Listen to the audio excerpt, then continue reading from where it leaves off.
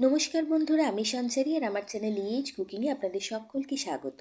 আজকে নিয়ে এসেছি খুব কম তেলে তৈরি করা যায় একটা হেলদি ব্রেকফাস্টের রেসিপি বা টিফিন রেসিপি, যেটা বাচ্চা থেকে বড় সবাই কিন্তু খেতে খুব পছন্দ করবে। তার জন্য আমি এখানে একটা বড় পাত্রের মধ্যে নিয়ে নিলাম দুটো ডিম দিয়ে মোটামুটি 2 থেকে 3 জনের জন্য এই রেসিপিটা আপনি বানাতে পারবেন। তো ডিমের মধ্যে দিয়ে দিচ্ছি স্বাদ অনুযায়ী নুন, আর দিয়ে দেবো অল্প একটু ব্ল্যাক পেপার পাউডার বা গোলমরিচের গুঁড়ো। সাথে দিয়ে দিচ্ছি টমেটো, একটা বড় সাইজের টমেটোকে ঘন কুচি করে কেটে রেখেছিলাম, সেটা এখানে অ্যাড করে দিচ্ছি। আর দিয়ে দিচ্ছি গাজরটা বেশ একটা ছোট বাটির 1 বাটি মতো গাজর ঘন কুচি করে কাটা। আর দিয়ে দিচ্ছি ধনেপাতা, তাতে রান্নাটার স্বাদ গন্ধ দুটোই খুব ভালো আসবে।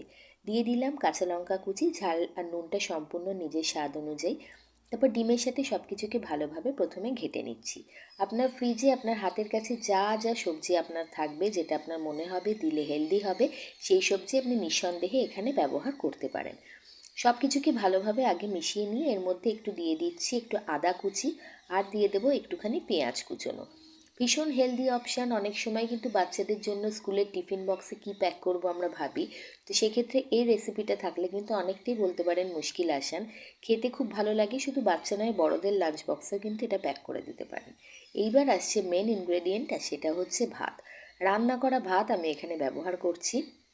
চালের গুঁড়ো বা রাইস পাউডার কিছুই নয়, একদম রান্না করা ভাত সরাসরি এই মিশ্রণটার মধ্যে দিয়ে ভালোভাবে প্রথমে মিশিয়ে নেব। প্রায় 1.5 কাপের মতো আমি এখানে ভাত ব্যবহার করলাম, করে সব কিছুকে ভালোভাবে আগে মিশিয়ে নিলাম। এবার এই রান্নাতে কিন্তু জলের ব্যবহার করব না, আর ভাতটা আমি পুরো একবারে মেশাইনি। অনেক সময় ভাত একবারে মেশালে দলা দলা পেকে যায়। অল্প অল্প করে দুবারে আমি ভাতটা মিশিয়েছি। দুটো ডিমের সাথে এরকম 1.5 কাপ মতো ভাত কিন্তু এনাফ। যদি মনে হয় আপনাদের একটু টাইট লাগছে ব্যাটারটা, তাহলে সেক্ষেত্রে আপনারা একটুখানি দুধ অ্যাড করবেন, জল অ্যাড করবেন না। আর দিয়ে দিচ্ছি 1 চামচ মতো ময়দা, আর দিয়ে দিচ্ছি 1/2 চামচ মতো কর্নফ্লাওয়ার। এতে করে বাইন্ডিংটা খুব ভালো আসবে, কারণ এটা ডিম দিয়ে তৈরি করা আর ভাত দিয়ে তৈরি করা, ফলত যাতে একটু লুজ না টেক্সচার থাকে, একটুখানি টাইটনেস আসে, সেই জন্য এই দুটো দেয়া হলো। আর শেষে দিয়ে দিচ্ছি একটুখানি সোয়া সস, তাতে ফ্লেভারটা ভীষণ ভালো আসবে। এবার সমস্ত কিছুকে খুব ভালোভাবে আগে মিশিয়ে নিচ্ছি। এখন যে কনসিস্টেন্সিটা আপনারা ভিডিওতে দেখতে পাচ্ছেন, সেটা কিন্তু পারফেক্ট প্যানকেক তৈরি করার জন্য।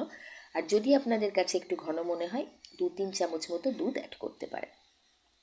এইবারে প্যানকেকগুলোকে বানিয়ে নেব। তার জন্য একটা প্যানের মধ্যে দিয়ে দিয়েছি 1/2 চামচ মতো রিফাইন্ড অয়েল, দিয়ে একটা ব্রাশ দিয়ে চারিদিকে তেলটাকে ছড়িয়ে দিলাম।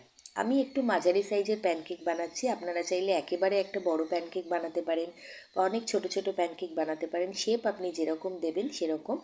তো প্যানকেক যদি একটা বড় বানাতে চান, সেক্ষেত্রে বানিয়ে পিৎজা কাটার দিয়ে পিৎজা শেপে কেটে ওপরে একটু অরিগানো চিলি ফ্লেক্স দিয়ে দিলেও কিন্তু বাচ্চাদের খেতে খুব ভালো লাগবে। আবার এটা শুধু শুধু কিন্তু চাটনির সাথে বা সসের সাথে খেতেও খুব ভালো লাগে। আমি মাঝারি সাইজের প্যানকেক বানাচ্ছি, আর দুটো করে প্যানকেক আমি একবারে প্যানের মধ্যে দিচ্ছি। ভীষণ চটজলদি একটা খাবার, মানে পুষ্টিতে ভরপুর এবং বানানো ভীষণ সহজ। অবশ্যই একবার এইভাবে রান্না করা ভাত দিয়ে বানিয়ে দেখবেন, প্রত্যেকে কিন্তু চেটেপুটে খাবে। তো নিচ থেকে 1 মিনিটের জন্য আমি ঢাকা দিয়ে দিয়েছিলাম, নিচ থেকে সেঁকে গেছে। এক্সট্রা আমি তেল দিচ্ছি না, ব্রাশটার গায়ে যেটুকু তেল লেগেছিলো সেই তেলটা দিয়ে কিন্তু ওপরে একটু ব্রাশটাতে লাগিয়ে দিলাম, প্যানকেকের ওপরে ব্রাশ দিয়ে। এবার এগুলোকে ফ্লিপ করে দেবো, দিয়ে আবারও ঢাকা দিয়ে 1 মিনিটের জন্য কুক করব। মিনিট 2-3 মধ্যেই কিন্তু এটা খুব ভালো মতো সেট হয়ে তৈরি হয়ে যাবে, কারণ যেহেতু রান্না করা ভাত আমরা ব্যবহার করেছি, সবজি ভাজা হতে কিন্তু একদমই সময় লাগবে না। 2 থেকে 3 মিনিটের মধ্যে একটা ব্যাচ আপনার উঠে যাবে। এইভাবে কিন্তু সবকটা বানিয়ে নিচ্ছি। এরকম মাঝারি সাইজের প্যানকেক 6টা থেকে 7টা আপনি দুটো ডিম আর 1.5 কাপ ভাত দিয়ে বানাতে পারবেন হেসে খেলে, এবং দুজনের জন্য কিন্তু সেটা সাফিসিয়েন্ট থাকে।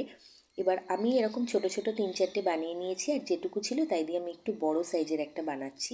আর এই প্যানকেকগুলো বানানোর সময় থিকনেস একটুখানি বেশি রাখবেন, না হলে ভেঙে যেতে পারে, যেহেতু এটা ভাত বা চাল। তো সেই জন্য একটু মোটা অবস্থায় এটাকে বানাতে হবে, যাতে একটু মোটা থাকে। এবার ঢাকনা চাপা দিয়ে বড় প্যানকেকটাকেও আমি বানিয়ে নিচ্ছি। ভীষণ চটজলদি করে ফেলা যায়, খেতে খুব ভালো লাগে। মানে শুধুমাত্র কিন্তু একটুখানি দইতে ডুবিয়ে, রায়তায় ডুবিয়ে বা সসে ডুবিয়ে, চাটনিতে ডুবিয়ে এটা খেতে পারেন। আর টেক্সচারটাও খুব ভালো আসে, বাচ্চারা কিন্তু এটা হাসি মুখে খাবে। বাচ্চা কেন বলছি, বড়রাও খুব ভালোবেসে খাবে। তো সবকটা প্যানকেকই কিন্তু রেডি হয়ে গেল। এই ছোট্ট একটা রেসিপি চটজলদি রেসিপি। ভালো লাগলে বন্ধু হয়ে পাশে থাকার অনুরোধ করব। আর ভালো লাগলে রেসিপিটা আত্মীয় স্বজন বন্ধুবান্ধব পরিজনদের মধ্যে শেয়ার করবেন। ছোট্ট করে একটা লাইক করে দেবেন, আর বানালে অবশ্যই কমেন্টে এসে জানাবেন আপনার এবং আপনার পরিবারের সবার এটা খেতে কীরকম লাগলো। আজকের মতো আসি, আবার আসবো অন্য কোনো দিন অন্য কোনো রেসিপি নিয়ে। ভালো লাগলে অবশ্যই বন্ধু হয়ে পাশে থাকবেন, আর চ্যানেলটা ভিজিট করতে কিন্তু ভুলবেন না। ধন্যবাদ।